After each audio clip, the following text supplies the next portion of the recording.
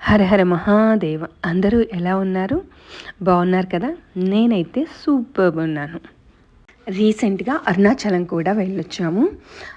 ఈసారి 3 టెంపుల్స్ని ఒకేసారి మరలా దర్శనం చేసుకుంటున్నాం. First Adi Annamalai temple, next అరుణగిరినాథుని టెంపుల్ అండ్ గర్భగుడి అయినటువంటి స్వామి అగ్నిలింగాన్ని కూడా దర్శించుకున్నాం.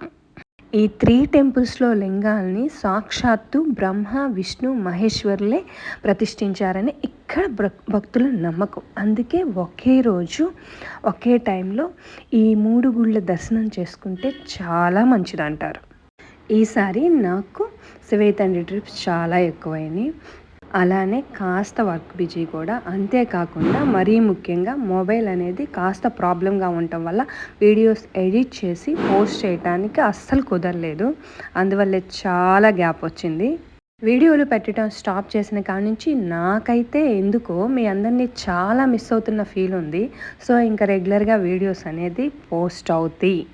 ఆది అన్నమలై టెంపుల్ అండ్ అరుణగిరినాథుని టెంపుల్ని దర్శించుకొని మూడోదైన గర్భగుడిలోకి వచ్చేసాము. ఇట్లా గర్భగుడిలో కూర్చొని ఆ స్వామిని ధ్యానంలో స్మరిస్తూ ఉంటే ఆహా, ఆ వైబ్స్ ఎంత బాగుంటాయో. ఎంతైనా ఇంట్లోకి టెంపుల్లోకి ఆ వైబ్స్లో చాలా డిఫరెన్స్ ఉంటుంది.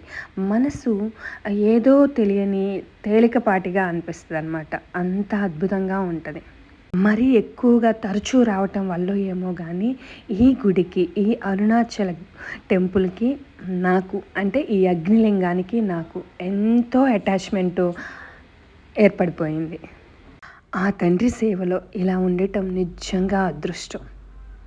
ఎప్పటిలానే మా అరుణాచల ప్రయాణం చాలా అద్భుతంగా జరిగింది. అంతేకాకుండా ఈసారి అరుణగిరి కొండని కూడా ఎక్కాము. ఆ కబుర్లన్నీ నెక్స్ట్ వీడియోలో మాట్లాడుకుందాం. హర హర మహాదేవ. ఓం నమ శివాయ.